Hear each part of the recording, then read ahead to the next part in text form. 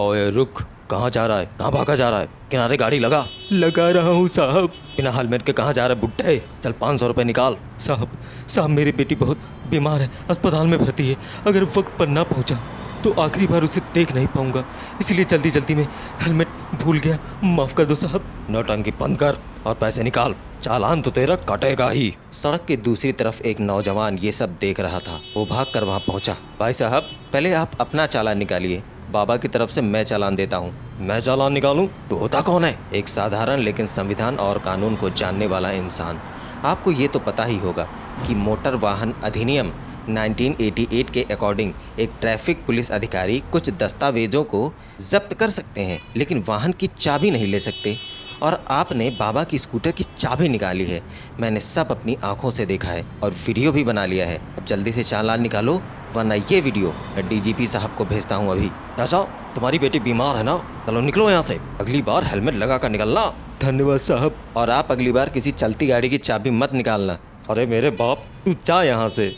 हर आम आदमी इतना बड़ा संविधान नहीं याद रख सकता, लेकिन हर आम आदमी को संविधान के उतने नियम और आर्टिकल्स और धाराएं तो पता ही होनी चाहिए जो उसकी रोज़मर्रा की ज़िंदगी में काम आए, ताकि कोई भी उसे डरा ना पाए और उससे उसका हक ना छीन पाए। नंबर 1, आर्टिकल 14, समानता का अधिकार।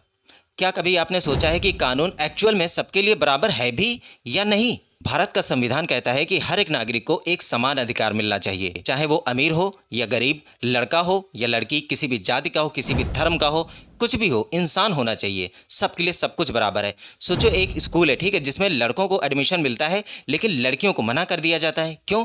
तो क्या ये सही है? बिल्कुल नहीं। ये आर्टिकल 14 का उल्लंघन होगा, क्योंकि कानून की नज़र में सब बराबर हैं। फॉर एग्जाम्पल, एक महिला पुलिस एस्पिरेंट ने कोर्ट में ये दावा किया था कि उसकी हाइट क्राइटेरिया में छूट नहीं दी गई, जबकि कुछ राज्यों में पुरुषों को छूट मिल रही थी। तो सुप्रीम कोर्ट ने कहा कि ये जेंडर डिस्क्रिमिनेशन है, और फिर क्या चिंटू, उस महिला के अधिकार को समर्थन दिया गया। नंबर 2 है आर्टिकल 19, अभिव्यक्ति की स्वतंत्रता। अगर आपको सोशल मीडिया पर या कहीं भी अपनी बात कहने से रोका जाए तो क्या ये सही होगा? संविधान कहता है कि हर व्यक्ति को अपनी बात कहने का पूरा अधिकार है, जब तक वो किसी को नुकसान ना पहुंचाए। मान लो चिंटू कि एक व्यक्ति सोशल मीडिया पर लिखता है कि उसके शहर की सड़कें खराब हैं, ये एग्जाम्पल बता रहा हूँ, तो सरकार को उन्हें ठीक कराना चाहिए, ठीक है, लेकिन अगर इस बात के लिए उसे जेल भेज दिया जाए तो ये गलत होगा। ये उसके अभिव्यक्ति की स्वतंत्रता का हनन है। फॉर एग्जाम्पल, एक वकील ने एक पॉलिटिकल इशू पर अपनी राय सोशल मीडिया पर रखी, ठीक है, जिसे गवर्नमेंट ने हटाने के लिए कह दिया उससे। जब मामला कोर्ट तक पहुंचा तो कोर्ट ने कहा कि जब तक कोई पोस्ट वायलेंस नहीं है या अफवाह नहीं फैला रही, तब तक उस व्यक्ति को अपनी बात कहने का अधिकार है। नंबर 3, आर्टिकल 20, अपराधों से सुरक्षा। चिंटू, अगर किसी व्यक्ति को किसी ऐसे क्राइम के लिए सजा दे दी जाए जो उस समय कानून में नहीं थी, तो ये आर्टिकल 20 का उल्लंघन होगा। इस आर्टिकल के तहत किसी भी व्यक्ति को बिना उचित कारण के सजा नहीं दी जा सकती। उदाहरण बता देता हूं, मान लो कि एक आदमी ने 1955 में एक ऐसा काम किया जो उस वक्त लीगल था, लेकिन 1960 में उस पर नया कानून बन गया। अब उस आदमी को उस पुराने काम के लिए सजा नहीं दी जा सकती। फॉर एग्जाम्पल, मान लो 1960 में गुजरात में शराब पर बैन लगा दिया गया था, ठीक है, लेकिन राजेश नाम के एक आदमी को 1965 में ये आरोप लगाकर पकड़ लिया गया था कि वो 1955 में शराब बेचता था, और ये बात अगर सच भी हो तो भी राजेश को सज़ा नहीं मिल सकती, क्योंकि 1955 में गुजरात में शराब पर बैन नहीं लगा था। चौथा है आर्टिकल 21, जीवन और स्वतंत्रता का अधिकार। हर व्यक्ति को अपनी मर्जी से जीने का अधिकार है, बिना किसी अनावश्यक दखल के। इसका मतलब है कि बिना किसी ठोस कारण के किसी भी व्यक्ति की स्वतंत्रता नहीं छीनी जा सकती। अगर पुलिस बिना किसी वजह से आपको गिरफ्तार कर लेती है और बिना आपकी मर्जी से आपके घर में ज़बरदस्ती घुस जाती है, तो ये आर्टिकल 21 का उल्लंघन होगा। फॉर एग्जाम्पल, एक इंसान को पुलिस ने बिना वारंट के कई दिनों तक थाने में रखा, ठीक है, जबकि उसके खिलाफ कोई ठोस सबूत मिला ही नहीं। कोर्ट ने इस पर पुलिस को दोषी ठहराया और कहा कि किसी भी नागरिक की स्वतंत्रता का हनन नहीं हो सकता बिना किसी उचित कारण के, बिना किसी वारंट के। नंबर 5, आर्टिकल 22, गिरफ्तारी से सुरक्षा। अगर पुलिस किसी व्यक्ति को गिरफ्तार करती है तो उस व्यक्ति को तुरंत बताया जाना चाहिए कि उस पर क्या आरोप है। उस व्यक्ति को एक वकील की मदद लेने का पूरा अधिकार होता है। अगर पुलिस बिना किसी वजह से किसी को 1 हफ्ते तक जेल में रखती है, ठीक है, और उसे वकील तक नहीं दिया जाता है, तो ये आर्टिकल 22 का उल्लंघन होगा। मान लो एक आदमी को बिना किसी वजह से पुलिस ने 5 दिन तक थाने में रखा, ठीक है, और उसे वकील भी नहीं दिया गया, ठीक है, तो कोर्ट ने कहा कि ये उसके मौलिक अधिकार का हनन है और कोर्ट ने फिर उस आदमी को न्याय दिया, साथ ही साथ सरकारी वकील भी दिया। रिजल्ट ये रहा इसका कि वो आदमी निर्दोष निकला। तो चिंटू, अगर संविधान में ये आर्टिकल होता ही नहीं तो पुलिस उसे कभी नहीं छोड़ती, उसे वकील भी ना मिलता। जब वकील ही ना मिलता तो उस पर जो इल्ज़ाम लगाए गए थे वो भी कभी साबित नहीं हो पाते और अपनी पूरी ज़िंदगी वो बेचारा जेल में ही सड़ता रहता है कि नहीं। नंबर 6 आर्टिकल 25 to 28 धार्मिक स्वतंत्रता, ये बहुत ज़रूरी है। भारत एक ऐसा देश है जहाँ पर हर व्यक्ति को अपने धर्म को मानने या ना मानने की पूरी आज़ादी है, लेकिन इसका मतलब ये नहीं है कि कोई अपने धर्म के नाम पर दूसरों को नुकसान पहुँचाए या उसके इमोशंस के साथ खेले।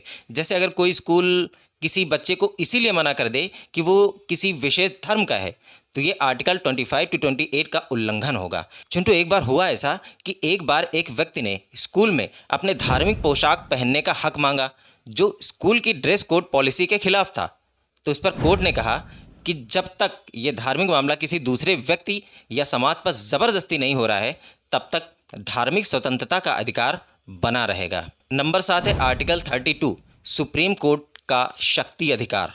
डॉक्टर अंबेडकर ने, चिंटू, इस आर्टिकल को संविधान की आत्मा कहा है, इसीलिए ध्यान से सुनना। ये हमें सुप्रीम कोर्ट तक डायरेक्ट पहुंचने का अधिकार देता है, ठीक है।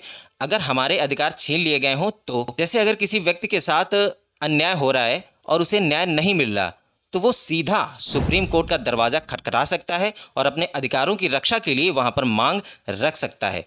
एक बार एक छोटी जाति की व्यक्ति का गांव के कुछ प्रभावशाली लोगों ने सोशल बायकॉट कर दिया, नहीं समाज से निकाल देते हैं, लेकिन उसे संविधान पता था, इसलिए उसने सुप्रीम कोर्ट में केस दाखिल कर दिया और कोर्ट ने तुरंत इस पर एक्शन लेकर उसकी सुरक्षा सुनिश्चित कर दी। चिंटू, संविधान हमें जो है अधिकार देता है, ठीक है, लेकिन ये हमारी जिम्मेदारी भी बनती है कि हम दूसरों के अधिकारों का भी सम्मान करें, ठीक। हर नागरिक को अपने अधिकारों और कर्तव्यों की समझ होनी चाहिए। समझ, ये नहीं कि रट लिया, सिर्फ समझ। आगे सुनो, पता चल जाएगा। तभी एक सुरक्षित समाज बन सकता है, ऐसे नहीं। और संविधान को सिर्फ आम आदमी ही नहीं, पुलिस, नेता, कोर्ट, वकील, सबको ईमानदारी से पालन करना चाहिए, तभी एक अच्छा समाज और अच्छा देश बन पाएगा। क्योंकि जैसे आर्टिकल 32 के तहत कोई भी आम आदमी डायरेक्ट सुप्रीम कोर्ट में तो पहुंच सकता है और अपना हक मांग सकता है, पर क्या इस देश में किसी आम गरीब आदमी का सुप्रीम कोर्ट तक डायरेक्ट पहुंच जाना सच में इतना आसान है जितना संविधान में लिखा हुआ है? कमेंट करके इस सवाल का जवाब ज़रूर देना। हो सकता है आप में से कई लोगों के साथ ऐसा घटित भी हुआ हो। तो चिंटू, अब जानते हैं fundamental rights versus fundamental duties, सिर्फ अधिकार नहीं, कर्तव्य भी। चिंटू, रोड पर चलते वक्त ट्रैफिक रूल्स तोड़ना या कहीं भी थूक देना, गंदगी फैलाना हमारा अधिकार नहीं है, बल्कि समाज के प्रति एक बदतमीजी हो गई है, ठीक। संविधान कहता है कि हर व्यक्ति को अधिकार भी मिलने चाहिए और उन्हें अपने कर्तव्यों का भी पालन करना चाहिए, अपने कर्तव्य भी निभाने चाहिए। अगर हम शिक्षा का अधिकार मांगते हैं तो क्या हम देश में स्वच्छता रखना, राष्ट्रीय एकता बनाए रखना और दूसरों का सम्मान करना क्या हम नहीं सीख सकते? सभी धर्मों का सम्मान करना क्या हम नहीं सीख सकते? हमें दोनों ही चीज़ सीखनी चाहिए और फॉलो भी करनी चाहिए। अगर किसी को अपना हक मानने का अधिकार है तो उसे देश के प्रति अपने कर्तव्य भी निभाने चाहिए। अगर सिर्फ संविधान पता है आप लोगों को, ठीक है, और कर्तव्यों का नहीं पता, तो ऐसा नागरिक भी देश के लिए जहर है। जैसे मान लो कि अगर कोई सड़क पर कचरा फेंक दे, ठीक है, और ये कह दे कि मुझे स्वच्छ भारत अभियान बिल्कुल पसंद ही नहीं है और संविधान में भी ये लिखा हुआ है कि हर आदमी को आज़ादी से जीने का अधिकार है, ये तो मेरा अधिकार है, मैं तो गंदगी फैलाऊंगा ही। तो सुनने में तो ये बात बहुत सही लगेगी, पर एक्चुअल में क्या ये सही होगा? वो तो ये कह सकता है ना कि मैंने संविधान पढ़ा है और मुझे हर चीज़ की आज़ादी, ये लो स्क्रीनशॉट तक दिखाई दे रहा हूँ, तो क्या उसका ये कहना सही है? नहीं, ये हमारा कर्तव्य है कि हम अपने शहर को साफ रखें। इसलिए बहुत सारे लोग संविधान, गीता, कुरान, बाइबल ये सब रटे तो रहते हैं, लेकिन समझदारी नहीं है, तो उनका संविधान पढ़ना भी व्यर्थ है, क्योंकि पढ़ने में और समझने में पाताल और आसमान का अंतर होता है चिंटू। तो चिंटू, अब बात करते हैं रिजर्वेशन सिस्टम के बारे में, जो कि एक बेहद अहम मुद्दा है। जल्दी जल्दी ये भी सुन लो, बस वीडियो खत्म हो रहा है। आज भी लोग पूछते हैं कि रिजर्वेशन क्या है और इसका फ्यूचर क्या होगा, क्या ये देश में हमेशा रहेगा? तो इसका जवाब आर्टिकल 15 और 16 में है, जो सामाजिक समानता और पिछड़े वर्गों को उठाने की बातें करता है। संविधान का कहना है कि जो वर्ग पिछड़े हैं, जिन्हें बरसों से उचित शिक्षा और अवसर नहीं मिले, उन्हें समाज में आगे बढ़ने का मौका मिलना चाहिए। फॉर एग्जाम्पल, एक लड़का जो एक दलित गरीब परिवार से आया था, उसके पास पढ़ाई के लिए पैसे नहीं थे, तो रिजर्वेशन की वजह से उसने एक अच्छी यूनिवर्सिटी में एडमिशन लिया और आज एक वो सफल डॉक्टर बन चुका है।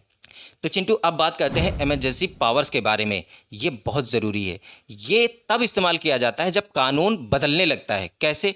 अगर भारत में कभी इमरजेंसी लग जाए तो क्या होता है? आर्टिकल 352, 356 और 360 राष्ट्रपति को अनेक अधिकार देते हैं, जिससे देश का शासन बदल जाता है। जैसे इमरजेंसी के दौरान सरकारी अधिकार बढ़ जाते हैं और कुछ अधिकारों पर रोक भी लगा दी जाती है। फॉर एग्जाम्पल, 1975 में भारत में इमरजेंसी लगी थी, जिसमें मीडिया पर कंट्रोल कर दिया गया था। कई लोगों को बिना वजह अरेस्ट कर लिया गया था और इलेक्शंस भी टाल दिए गए थे। ये एक बड़ा पॉलिटिकल और सोशल इशू बन गया था उस टाइम पर। चिंटू भाई, एक सवाल मेरे मन में उठ रहा है, ज़रा उसको भी क्लियर कर दो। क्या भारत में कॉन्स्टिट्यूशन यानी संविधान को बदला जा सकता है? हाँ बिल्कुल चिंटू, तुम्हें शायद ये जानकर हैरानी होगी कि संविधान में अब तक 100 से भी ज़्यादा बार संशोधन किए जा चुके हैं। अरे बाप रे। हाँ चिंटू, अब अपना मुंह बंद करो और ध्यान से सुनो। एक बड़ा संशोधन जीएसटी बिल का आना था, जिसने भारत की अर्थव्यवस्था को एक नया मोड़ दिया था।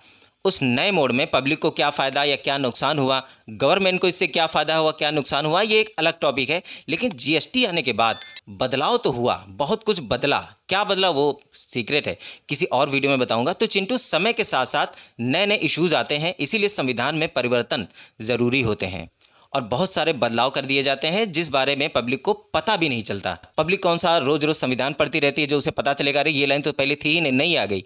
पब्लिक के सामने सिर्फ उतना ही डेटा शो किया जाता है जितनी ज़रूरत होती है, ठीक है।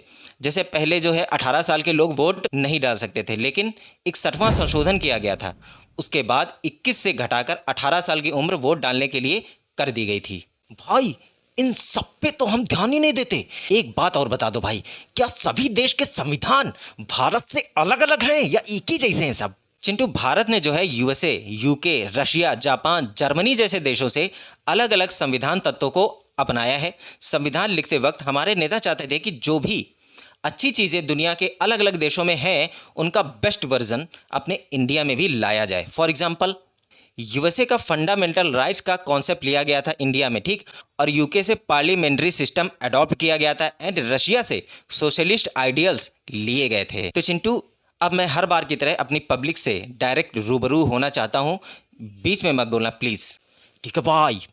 तो दोस्तों, अगर आप एक आज़ाद नागरिक की तरह जी रहे हैं, बिना किसी डर के अपनी बात कह रहे हैं, तो ये सिर्फ भारत के संविधान की वजह से ही संभव है। अगर भारत में संविधान ना होता तो शायद आज हमारी बोलने की स्वतंत्रता, हमारे अधिकार और हमारी सुरक्षा भी नहीं होती। फिर वो चाहे किसी भी जाति धर्म का ही क्यों ना होता, क्योंकि आज भी कुछ देश ऐसे हैं जहां पर तानाशाही चल रही है। इसीलिए संविधान जानना, समझना और उसकी सुरक्षा करना हम सभी का कर्तव्य बनता है, हम सबकी जिम्मेदारी है। ये लाइन जो मैंने अभी भी कही ना, ये आपको बहुत साधारण लग रही होगी, क्योंकि ये इस तरह की लाइनें आप अक्सर सुनते ही रहते होंगे किसी ना किसी जुबान से, ठीक है, इसलिए बहुत कॉमन सा हो गया है। लेकिन आप सोच सकते हैं कि अगर कोई देश ऐसा हो जिसमें लोगों को स्कूल में एडमिशन सिर्फ उनके धर्म या जाति के आधार पर मिले तो कैसा होगा। भारत में ऐसा नहीं हो सकता फिलहाल, क्योंकि हमारे संविधान में सबको बराबर का अधिकार दिया गया है। तो दोस्तों, अगर आप एक रिस्पॉन्सिबल इंडियन सिटीज़न बनना चाहते हैं, बनना चाहिए ही चाहिए, तो संविधान और देश के प्रति अपने सभी कर्तव्यों को समझना और उसका पालन करना बहुत ज़रूरी है आप सभी के लिए। दोस्तों, मैं अक्सर आप लोगों से ये कहता रहता हूँ कि ज़रूरी नहीं है कि आप मेरा वीडियो लोगों के साथ शेयर करें या सब्सक्राइब करें मेरे चैनल को, ऐसा मैं बिल्कुल नहीं कहता। आप भी इसी तरीके की वीडियोस बनाएं, सोशल मीडिया पर इसी तरीके की बातें पोस्ट करें, नेगेटिव पोस्ट से दूर रहें और अपने बच्चों को भी दूर रखें। अगर हम यूथ चाह लें तो कलयुग को सतयुग से कई गुना बेहतर बनाया जा सकता है और बनाएंगे भी। तो दोस्तों, मिलता हूं एक नए सोशल इशू के साथ। जय हिंद।